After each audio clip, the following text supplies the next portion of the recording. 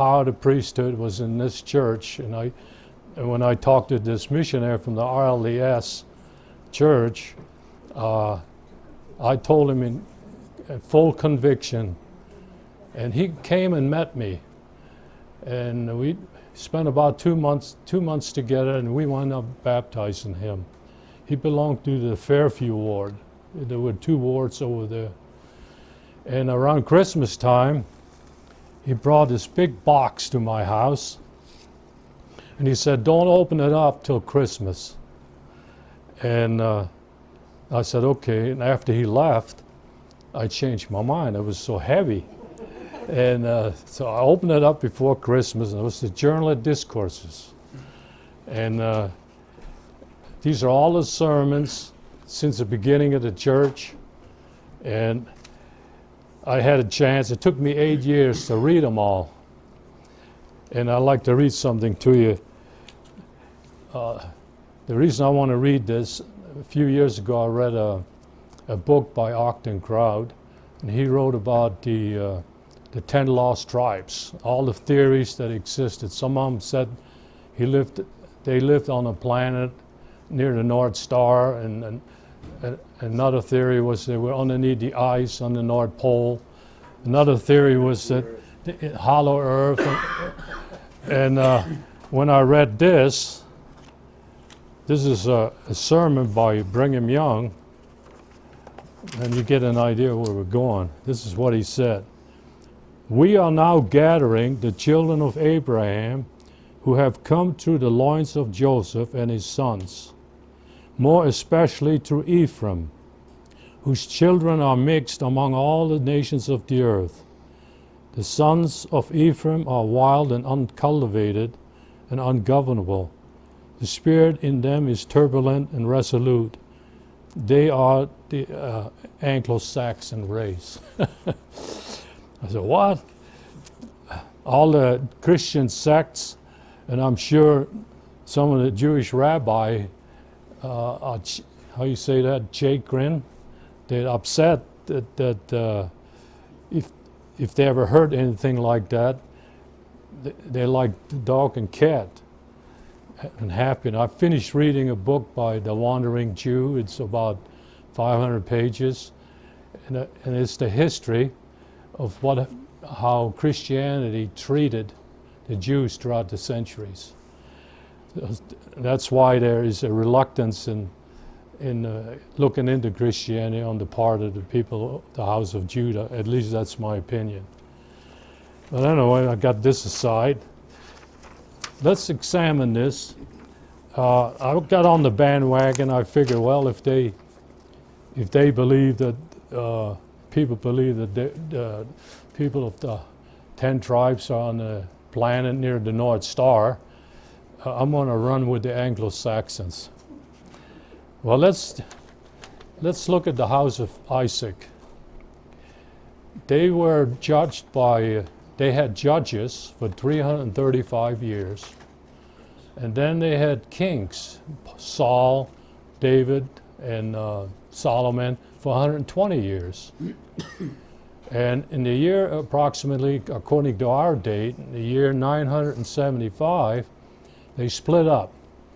So you had 10 tribes up in the northern part of Israel, like the area of Samaria, and they had the house of Judah and half tribe of Benjamin and Levi around Jerusalem. Well, in the year 722, the Assyrians invaded Israel, and they took 10 tribes, according to the Bible, to the north, a place called the river of Gonsan, Hala, and Habor. If you look at I got a map here. I took that last week. You can pass this around. Gives you an approximate location where this is at. It's somewhere in between Turkey and Syria, between the Caspian and the Black Sea. We only have one hint what happened to these people. We have an apocryphal writing, it's the second Esdras 13. It says that they had a meeting, had a council together, and they decided to leave where mankind never lived.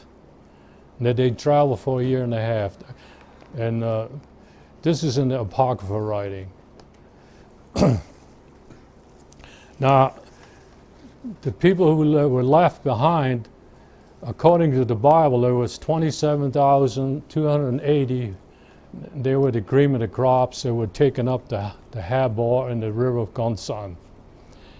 In 713 BC, the Assyrians came down again because they didn't want to play ball with Assyria. And this time they took 200,000 of the house of Israel, or the house of Isaac, and scattered them all over Assyrian Empire. That happened several times, so we have no idea. We only have two numbers, the 27,280 and then the 200,000 later on, but there were more who were carried away. And they were taken to the land of the Medes. Some people refer to it as the land of Scythians. If you study ancient history, you find out that the Cimmerians and the Scythians lived between the Caspian and the Black Sea. So the Cimmerians, some of the Cimmerians lived south and north of the Black Sea. And let's see what I want to tell you. Oh, in the year 610 BC, Assyria was attacked by the Medes and the Babylonians. And we don't know exactly what year Israel took off. Not all of them left. There were many that stayed behind. I always wonder, is there any physical evidence? Before we get into the physical evidence, I'd like to share a few things. I put this together the last 2 weeks, and I got a lot of materials downstairs. This is maybe 1%. And I own the Encyclopedia Britannica. And there it says, and they refer to the people who lived in that area, they call them the gods. This is what the Encyclopedia Britannica says, is the gods are the fathers of the Scandinavians. The ancient Scandinavians declare themselves to be from that area between the Black Sea and the Caspian Sea. Herodotus, he was a Greek. He was the father of ancient history. He lived in 484 BC, and he died in 414 BC. And he wrote an extensive history, books this thick, describing the Scythians and who was living in that area. And he goes way back to 600 BC. And this is what he had to say in his records. He tells us that in 450 BC, a warlike, virtuous, and powerful race called the Cumpri, or the Kimpri, lived across the northern coast of the Black Sea and centrally at the Crimea. They came to Media, to which he adds, however, had not been their birthplace. And he puts them there in Media, sojourning only. There was another scholar who concluded, his name was C.A.L. Toden. He concludes from numerous references that the 10 tribes came from the Caucasus and went to Europe as angels, Saxons, Danes, Normans, Goths, Jutes, and all kinds of Kimmeries, Scythians, Scots, and so on. Now, irregardless of how we feel about this subject, I want you to bear the next 20 minutes, okay? In the 60s, a Book of Mormon commentary was published, 7 volumes, including the index, by Reynolds and Soydal. Reynolds was a 70 authority, and Soydal he was a native of Scandinavia. And what I like about that Book of Mormon commentary, sometimes the footnotes are longer than the actual scripture of the Book of Mormon. But I'd like to read something to you out of Volume 2 and Part 5. And they quote Sharon Turner extensively. He said that the Anglo-Saxons came from a country where Israel was lost. Further states that these people commenced their migration about the same time as the tribes of Jacob must have taken their journey northward. Now remember now, in the 610 BC, when the Babylonians and the Medes wiped out Assyria, which is a very powerful empire, that could have been an opportunity for the Israelites to leave. They were no longer in bondage. And he goes on, this is his opinion, it's not mine. It is peculiar interesting to us because from its branches not only our own immediate ancestors but also those most celebrated nations of modern Europe have unquestionably descended. And he mentions the Anglo-Saxons, the Scots, the Normans, and so on, all the way down. And there are many scholars who feel that way. Well, they asked the chief rabbi, and I have a letter where he says that they specifically asked him where, it was Hetzel, they asked him, where are the 10 lost tribes? And he told them in writing, and I got it in here somewhere, I'll show it to you later, that they are scattered throughout the nations of the earth. If you're a careful student and you read the Old Testament and you make reference and note every time they are mentioned, they're either in the north countries or in the 4 corners of the earth. There's at least 24 scriptures that says this. Tacticus, who was a historian in Rome in the year 98, this is what he he wrote extensively too. Bought some real expensive books. They're like 150 years old. And one of them was written by, I don't know if I'm pronouncing this historian's name, Tacitus.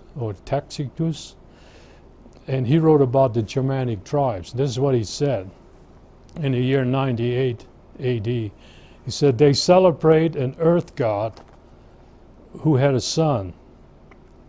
They sing when they go to battle. They're rich in flocks and herds and cattle. They care little about gold and silver. They're free from mixing or intermarriage. They punish adultery severely, which is very rare. They got priests, and they regard themselves ministers of God. And when they have decisions to make, they don't leave it to the head of the tribe. Traitors usually are, traitors and deserters are hung on trees, just like in the Old Testament and in the Book of Mormon. And they're against destroying the unborn. And maidens have a certain sanctity. And he goes on to say, he speaks of a German saga of a god. He was called Thor, equated with Hercules, who was said to have appeared to some of the Rhineland tribes. So here's this legend, a myth, that they claim they've been visited by a god in human form. Norse mythology talks about the god Odin, who he was hung on a tree and was wounded with a spear. The symbol of Odin is called a Valknut, of the slain, and incorporates three triangles, something to do with preserving within the sacred text of the Holy Trinity. And there's all kinds of stories like that. I don't know if, Kay, do you remember Professor Erickson? Do you remember Erickson, who visited St. Louis? We had a fireside. The stake put on a fireside, and he gave lectures. I had about 30 hours of lectures. He went all over the country, and your wife knows who Erickson is, right? Professor Erickson? I'm sorry, it's you. Referring to Einar Erickson? Einar Erickson. Yeah, he gave lectures in St. Louis twice. And we also had Harvey Taylor give a lecture. I remember selling 14 copies of the Book of Mormon after he got through talking. He was an educated man and very gifted. But anyway, this is what Erickson had to say. His ancestors came from Iceland. Right. And I'm just going to point out 8 points. There's many. There's like 40. And it takes 30 hours to present it. That was his interpretation. He said the ancient Norsemen had a belief in a trinity of gods. They believed that they were descendants of a peculiar people called the Ephraim. They believed in the laying on of hands, and they say that God had 3 sons, and one of them became the devil. They had a conclave of 3 priests and a council of 12 individuals. And then there's 31 other specific Icelandic mythologies that correlate with the Latter-day Saint beliefs. And he says that their forefathers built a temple in Uppsala. And Uppsala is maybe an hour's drive north of Stockholm. And that temple used to have 12 presiding high priests. When you read the Doctrine and Covenants 33, 23 to 30, this should be studied. In this connection, it speaks of prophets who are in the north countries that heard the voice of the Savior. And we know from the Book of Mormon that Christ visited these people.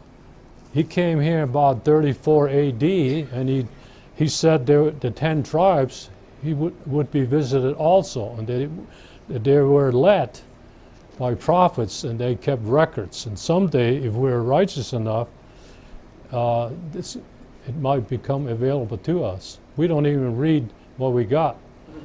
And I would highly recommend you getting the old commentary of the Book of Mormon.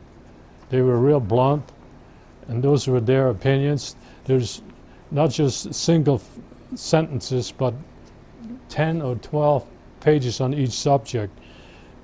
On page 360 in volume 2, they're quoting that the 10 lost tribes met a mighty, they call him a conqueror from the east.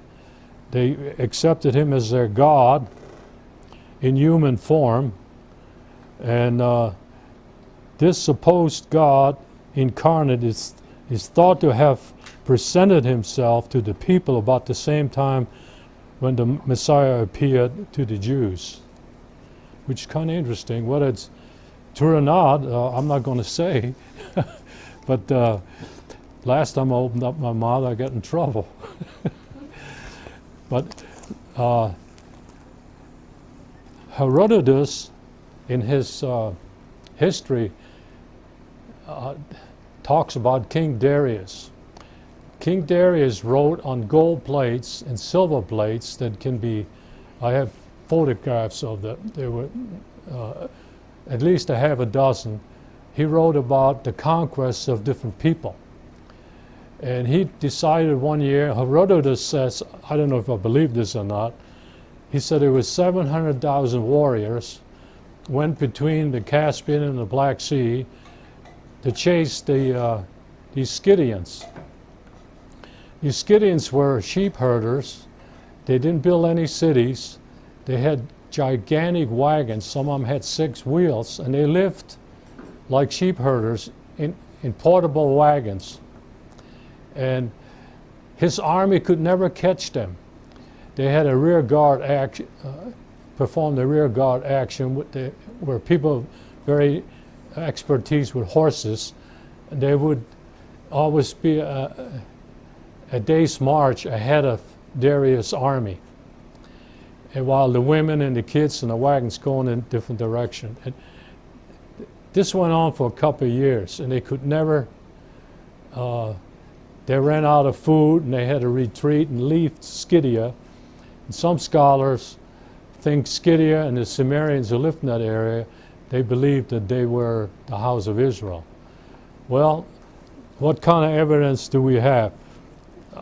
Have you ever read the book by Josephus, Antiquity of the Jews?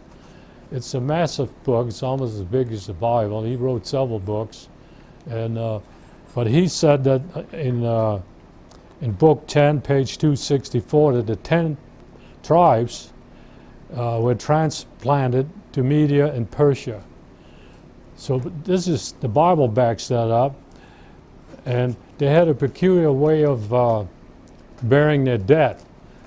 They had these mounts, and they're huge, and they had all their whole race lived on wagons, and they had cattle, sheep. That's how they maintained themselves. And Herodotus said they never used swine during sacrifices. They purified themselves after a funeral, and they built these gigantic mounds on top of graves. And he compliments them by saying that they were the most wise people. And they traveled northward into an uninhabited land. Well, the only uninhabited land north of the Crimea is either Siberia or Northern Europe. And there were some Scythians that revolted, and they split up. And it says, he said that they don't make any images of God. Now, these mounds can be found. There's 2,000 mounds. Did you know that? They strung out from the Crimea all the way to Sweden. In the Germanic-speaking countries, there are 2,000 mounds. And I don't have a picture of each one of them, but I'll give you a sample. There's 3 of them from Scythia, and I'll pass that around. There's one in my home state in Hochdorf. It dates back to 550 BC in Baden-Württemberg. And there's one in the Anglo-Saxons. But like I said, there's 2,000 burial sites. And modern historians, they exaggerate the pictures of these people. They make them look like the barbarians, that the women were fighting with them against the Romans and other people that they came in contact with.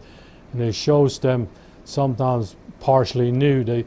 They figured if the women fight with the men will try harder. They know what would happen to their wives if they were captured. So they fought harder.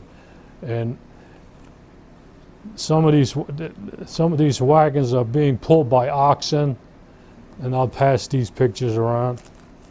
And they always make these guys look like barbarians. The Greeks call them barbarians because they couldn't speak Greek. And the Romans perpetuated this. And there was about,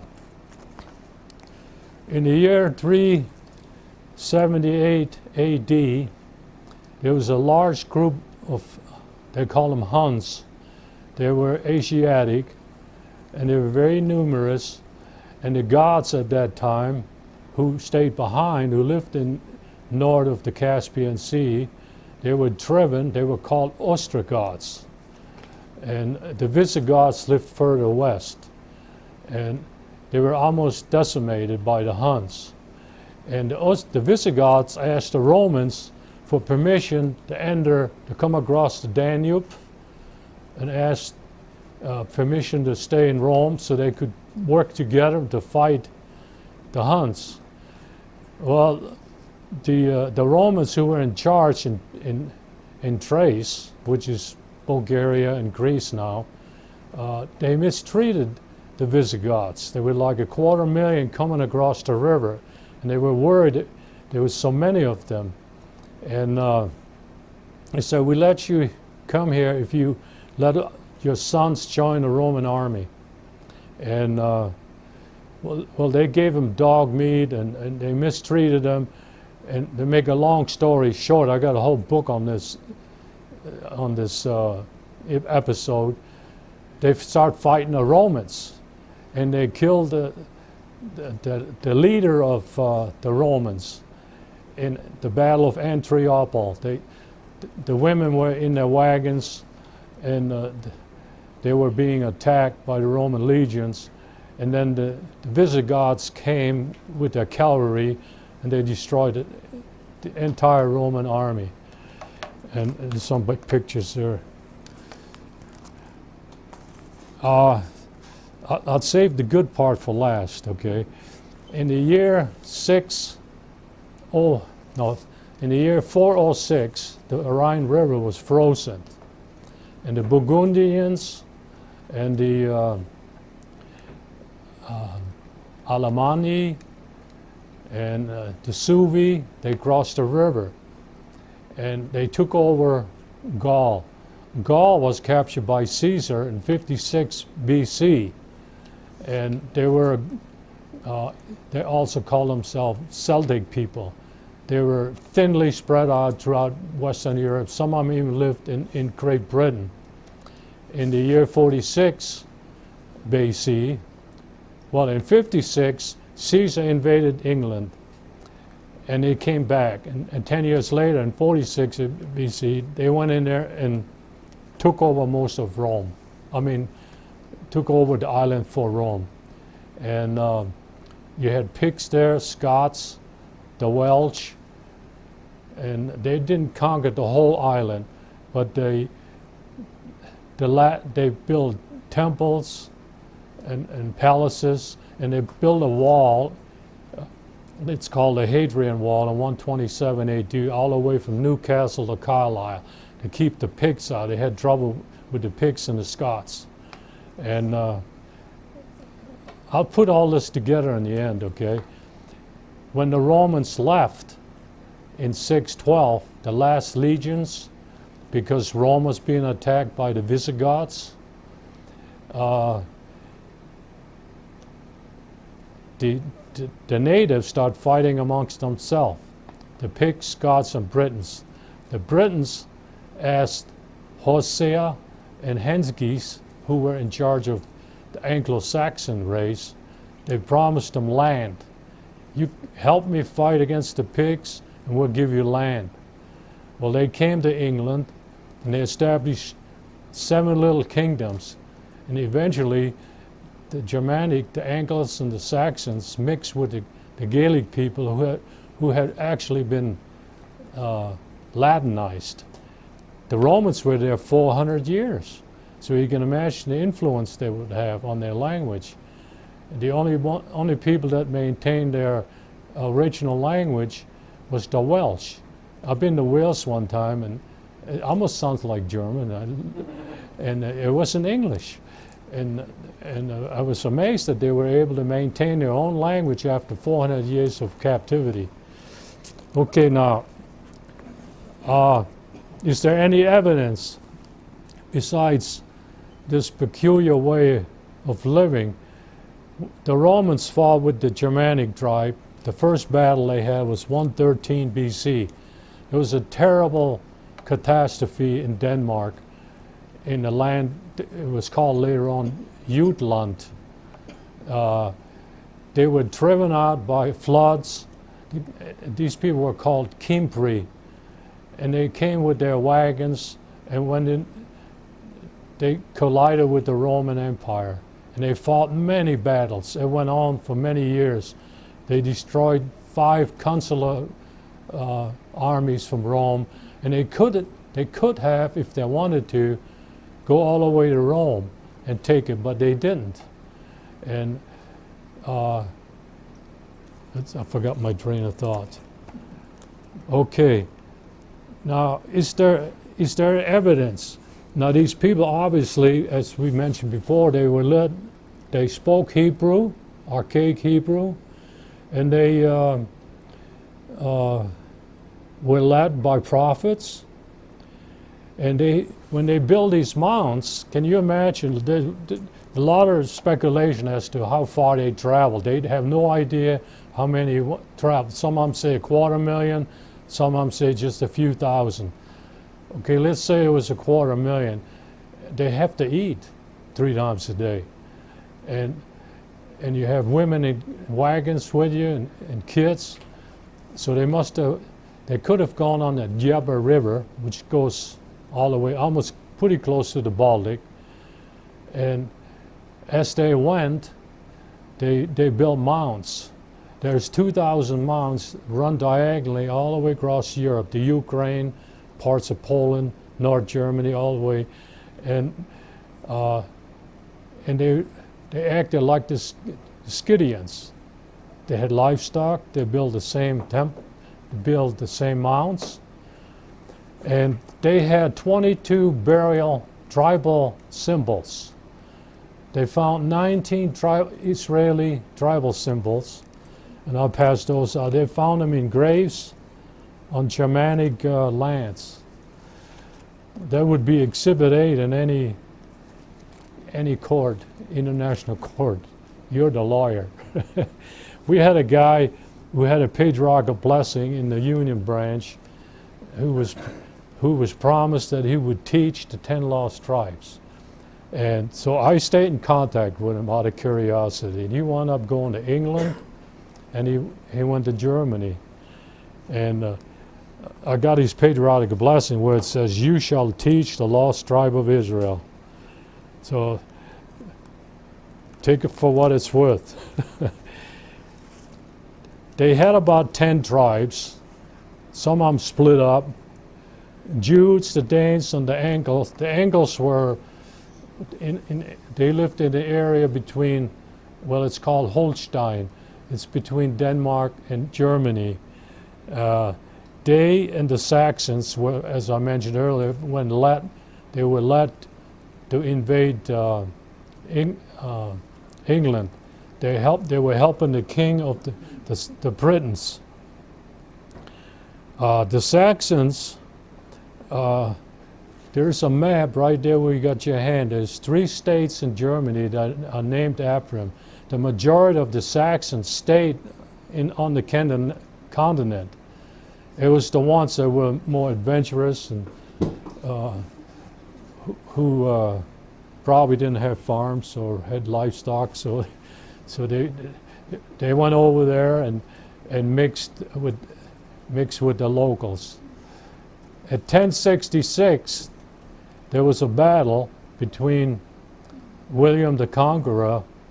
He originally was a Viking. They kept invading the French coast, and the king of France got irritated.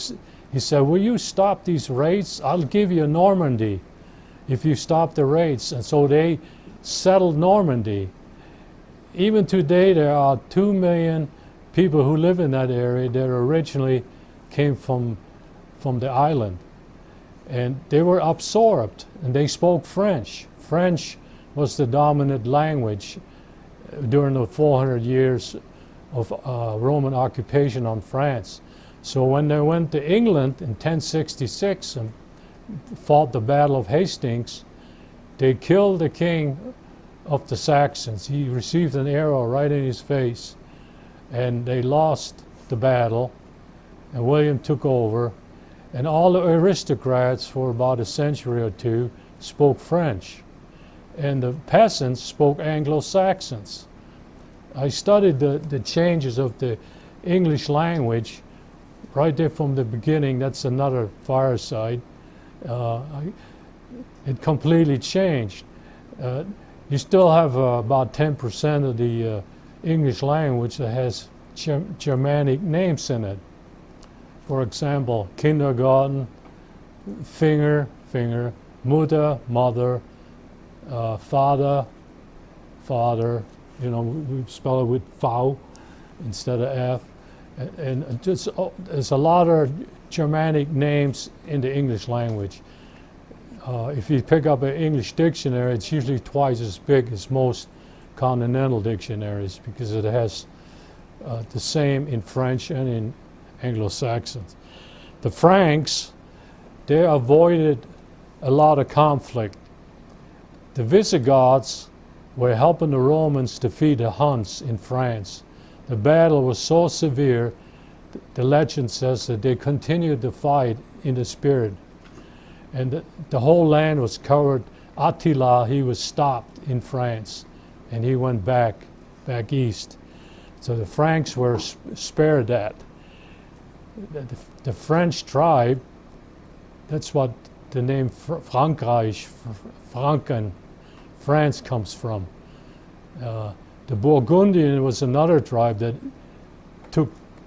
at one point they ruled half of France. And the Burgundians were absorbed later on by the French. The Goths, the Visigoths, were defeated by the Franks after losing most of their men fighting Attila, and they were kicked out of France, and they wound up in Spain. And then the Alemanni, that's a name given to the German tribes by the Celts. It means shouters. When they went to war, when they went to battle, they would shout in unison. It reminded me of outside the walls of Jericho, where they all shouted in unison. It was the same practice. The Lombards invaded northern Italy, and they're still a part of Italy that's named Lombardy. And the Italians there, a little bit taller than the Italians down south. There's more blondes and blue eyes there. The Suevi were a large tribe. They were beat up by the Franks too. They went across the Pyrenees, and their descendants are in northern Spain and in northern Portugal. The Vandals, the Vandalen, they got beat up by the Visigoths in Spain, and they crossed over at Gibraltar, and they set up a kingdom in northern Africa for over 100 years. And they robbed and stole as they went. They had a kingdom there. And then the Byzantine in 535 BC came over with ships and destroyed the Vandal kingdom. There are descendants in the Atlas Mountains in northern Africa who still have blue eyes, and they're Arabs now. And you know the Bavarians and the Thuringians. Bavaria has the largest, it's the largest state in Germany, and the Thuringians. Well, this gives you a little history. I could talk here. Here's a map of the 7 kingdoms, and I think Rich would be interested in. Richard used to be a lawyer. This is what they consider themselves. This is a law that the Saxons took to England. And what was left of England adopted this law. They consider themselves a commonwealth of freemen. All decisions and selections of leaders was done by common consent. Power was dispersed among the people and never allowed to concentrate on one person or one group. Primary responsibility of resolving problems was first to the individual, then the family, then the tribe, and then the whole nation. They were organized into small, manageable groups, and every adult was given a voice and vote. They believed in the rights of an individual, and when considered unalterable and could not be violated without risking the wrath of the divine, and so on and so forth. Now here comes the the goodies. This was in the church news 50 years ago, and I copied it when we're living in St. Louis. You're welcome to read what the church news said in 1982, May the 15th. I wrote a book 20 years ago on the 10 Lost Tribes. Now, there was a Professor Chow, C-H-O-W, a Russian. They call him the son of the National Museum in St. Petersburg. He excavated 700 graves and tombstones and epigraphs. That's not a few. And this is what he found in archaic Hebrew writing on the stones. I'm not going to read 700 of them, just 5 or 6, okay? This is in Hebrew. Buki, the priest, may his rest be in Eden at the time of the salvation of Israel. Rabbi Moses Levi, he died in the year of our Lord, 726. Zadok, the Levite, son of Moses, died 4,000 years after the creation, 785 of our exile. And it goes on and on. And they found, I read in one book where they found hundreds of little scrolls, as big as a finger, with Hebrew writings on it out of Deuteronomy and places like that. And they're all found in Germanic-speaking countries. The reason in the Ukraine they have so many blonde blue eyes, the Slavs were fighting each other, and they asked the king of Sweden for help. And they came to the Ukraine, and they settled the city of Kiev after defeating the Slav. So they're scattered all over. Josephus said when the Greeks came into the Middle East, hundreds of thousands were taken to Egypt. As you remember, in 200 BC, there were 70 elders who wrote the Old Testament into Greek language, because the leader there enjoyed having a large library, and they call that the Septuagint. If you make a comparison study with the Septuagint and the Vulgate, there's about 150 years difference. And so you can pick out what timetable you want to go by. Let's see what else I got. Oh, there was an LDS professor that's mentioned in that article. His name was B-L-O-D-G-E-T-T. He made a comparison study of archaic Hebrew with Old Germanic vocabulary. And he found out that 30% of the Old Germanic language was similar to Hebrew. And they asked him to come to Switzerland, and I would imagine there wasn't too much enthusiasm from the Christian sects. What? We're related to the Jews? Or the rabbi would say, why, those damnable Christians, they've been killing us for 2,000 years. This couldn't be. But I'll let you ask questions now. Do you have any questions? I'm sorry I've talked so much. I'd like to talk to you. I just told you the tip of the iceberg. So Israel is scattered all over the world, just like the rabbi said. And a lot of them stayed in Sweden. Was the only place, Sweden, Finland, Norway, and Denmark, the only place where man never lived. But the Celts were in England. They were already, in 600 BC, they were in England. Yes, sir. In a former ward, our stake patriarch, he and his wife, were then called on a mission to Mongolia. And in those days, there were no stakes in Mongolia, and no temple, of course. And so worthy Mongolians would travel for 3 days across China to the Hong Kong temple. Wow. And there's a stake in Hong Kong. Yeah. And oftentimes they would get their patriarchal blessings while they were there in Hong Kong. anyway, he said that every tribe of Israel is represented in Mongolia. Yeah, So going along with being scattered yeah. around the world. Yeah, National Geographic had an article about these Semitic people coming from the West. They found their graves in Mongolia and China, and they dug them up. They were so well preserved. It showed blonde braids and red hair. And Carl? On what he just said, I have the exact same experience. My aunt and uncle, my uncle is a patriarch right now. He's been a patriarch for a long time. He was the state president when my aunt did a lot of genealogy in her life. But anyway, they went on a mission to Mongolia. This has been probably 8 years ago, something like that. And when they came back, we got together and was having dinner and stuff, and my uncle and aunt said that they actually found people from the lost 10 tribes in Mongolia.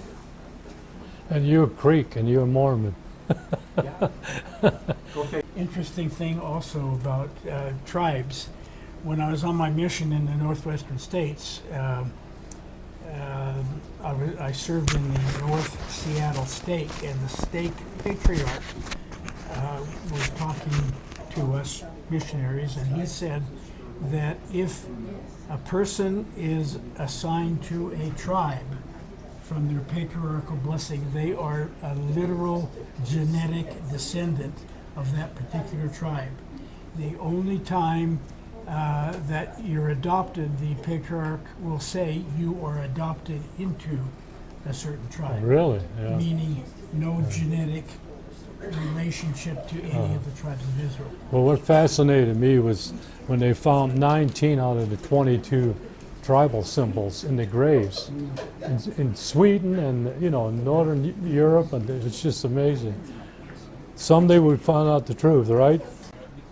There is Jesus have many titles. All belong to them. We're supposed to get them to, deserve them to. And one of the titles that he has is the Traveler, and it's found in the Old Testament, the book of Jeremiah, if I'm not mistaken. He's a traveler. He has traveled all his life to all the places where he was supposed to be. Not only on this earth, but also where Enoch and all those being translated are or were, and many other places, including the 10 tribes. When we go through the history of people in countries like Kazakhstan and all those countries from the former Soviet Union, they believe many of the same things that we Christians believe. They even have this name of Isa as part of their important part of their religion. In China, there are some people that they have been Christian for many years, even before the first Catholic priest arrived to China. So, for me, it's an easy thing to think that the tribes were dispersed to those places. Now we have part of the tribes in South America too. Yeah. Right. All they got to do is read the Old Testament. It Correct. tells them where they're at. So just thinking about the traveler, he has been everywhere doing his work. The only thing is that we still don't have that the records that we have been promised to someday. Thanks, Thomas. Dan, you want to say something? It's like dying and going to heaven to see Kay and Hunt's again because of the work that we did together in St. Louis. And then close to 50 years ago, Marilyn, Sister Rona, and I moved back to Israel. I was born there, I was born at a very early age. Just take one moment. This good man was serving as my counselor in the state mission presidency. I get a telephone call at night and he says, "Kay, you got to release me." I said, "Why?" He said, "I had a dream. I'm supposed to sell everything and move back to Israel." Within 30 days, he sold everything and moved back to Israel and had to find a new counselor. But this is the man who helped set up churches and was a strong force for our church in Israel. Weren't you the branch president in Jerusalem? Several times. He was born in Israel, so You have to do it over again if you don't do it right. I thought you were born at an early age. I was born at a very early age. I was born in Haifa 6 months I ago. thought you were born in Germany. No, 6 months ago I found out that my father had another son 11 months before I was born, within a couple of miles of where I was born. And we met him a few months ago. His name is Ron. And to find your relatives once they've passed is exciting, but to find your relatives That close. when they're alive is part of what you're talking about. Instantly, when we met each other in California, he was raised in Israel, was a tour guide there, and worked for the state of Israel. But instantly, as we met, we fell in love. It was an experience of gathering. Now there are 17 million members of the Church of Jesus Christ of Latter-day Saints on the planet, and there are about 17 million Jews. Jews on the planet. Ultimately, they will have to get together because doctrinally, the Lord will appear to the house of Israel, not just part of it, but all of it. And that they've kept themselves so separate, the Jews have, that my DNA is 97.3% Ashkenazi Jew, European Jew. And that's how Ron and I found each other through one of my sons who did some DNA research and found out we were related. The purpose. I'm going to help Hans here. All of this talk about the scattering of Israel is only part of the story. The gathering is the other part, and that's happening. Okay, I'm probably the first born in Israel Jew that became a member of the church, and as you're talking, I'm thinking of Ezekiel in chapter 37, where he sees a vision of dry bones, and he is told to prophesy, and they come together. Now, when the bones came together, what did it look like? Just the bones. What does it look Skeleton. like? A skeleton. Then he saw the flesh and the skin come onto the bones. Now you have a body, or bodies, right? Then he was told that the wind, or the breath of God, would come into them, and they came alive again. So you had a skeleton, you had a body, and then the breath. Now, breath in Hebrew is a very small language. Biblically, the Old Testament has 8,700 words. The same Old Testament in English has more than 12,000 words, almost 13,000 words. So, and in German, that's 4 times larger than English in terms of a language. They make words up daily. Okay. Now, the word for bones in Hebrew is the same word as in the next section of Ezekiel 37, where he sees a stick. And he calls it the stick of Judah.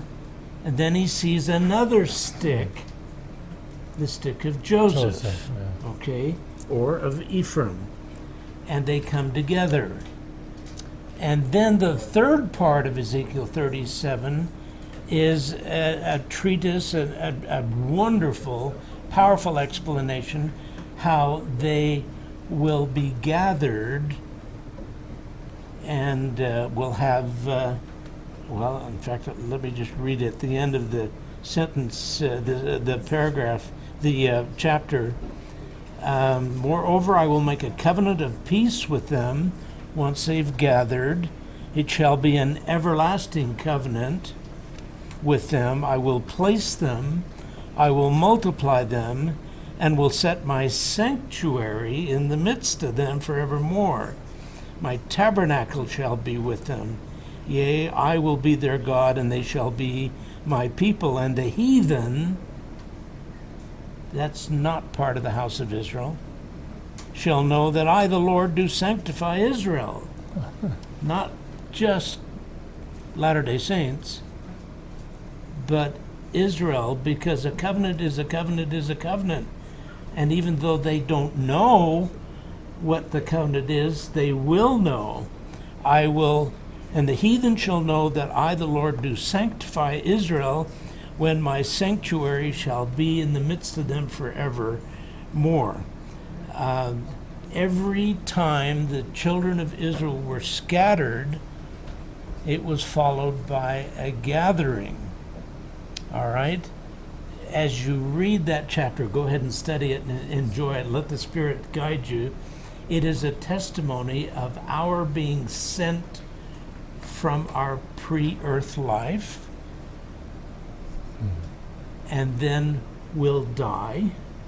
We became mortal, we'll die, and then we will be resurrected. And speak Yiddish.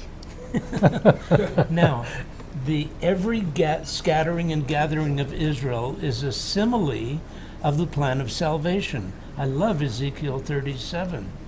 I believe that knowing how Israel is being scattered and now being gathered, in fact, how many testimonies have we had? We're historians in the church history department, been there 12, getting on 13 years. We're writing the histories of the church in different countries. We did Singapore, North and South Korea, the largest Muslim country in the world, Indonesia. You did that. I did Austria and Switzerland and Ethiopia. What an interesting surprise it was. I was assigned Ethiopia. Yeah. There are about 250,000 black-skinned Jews who believe they are descended from Israel, That's from right. Solomon. And most of them are now in Israel. They're beautiful. And they believe in the Book of Enoch. And they have their scriptures. They have more books of the We're Bible gonna have than we do. Gonna have Dan, when he gets back from Israel, we're gonna have him put on the fire. So Okay. permit us. And these different countries, as they grow, eventually get a stake, and then they get a patriarch, and everything you've been telling about, these patriarchs are coming up with names of tribes that, in fact, the Ethiopians, they don't have a stake yet, but they're going to nearby Africa where there are stakes in some of the African states, and the 70 that was in charge said to the patriarch, slow down here. We're getting all these strange tribes. And the First Presidency almost immediately said, no, just let him go on. Let him go on. Don't, because they thought it was an anomaly, but there is a gathering going on. And that's all in preparation of our of a part of the mankind with the responsibility of representing the Lord. Yeah. So the return that you're talking about will be Christ coming to Jerusalem, right? Both And both also Jerusalems. And Autumn under Yeah, Autumn, yeah. New Jerusalem. Yeah. So when you go there, they have the dome, and I've always worried about what kind of a problem will be when the temple is to be built and what happens to the dome. Now, you said you thought there was room for both. I'll tell you what the rabbi said, it's the Lord's problem. Yes, exactly. Exactly. But the Lord will suddenly come to his temple. Those are verses. So really the scattering and gathering of Israel is a testimony of our mortality, being in the pre-earth life, coming here to be mortal, gaining experience, and then going back to the Father. The Jews don't know how their nation has been scattered and gathered as a testimony of Christ. It's just, I know. Yeah. And that's what the lesson is for me. Abraham received a blessing that through him all the nations of the world would be blessed. And this scattering, or several scatterings, is evidence of that blessing to Abraham. Because I'm not pure Ephraim. I'm probably 10% Ephraim. But I'm still We Ephraim. have 5 children. David was got his patriarchal blessing. Just a minute. All of a sudden, You I've have- got an apostle talking to my. You to got me in 5 my children, ears. huh? I'll give you 2 more if you want some. Just a minute. As I put this in my pocket, I got a general conference talk. Okay. So David has 2 lineages. He's got No, Ephraim. both of them are mentioned. And we both are direct lineages. He's a Judah. and I'm a Judah and she's an Ephraimite, and we're actually getting along. 59 years tomorrow. 59 Well- years and a few hours. Congratulations. We want to thank all of you for coming.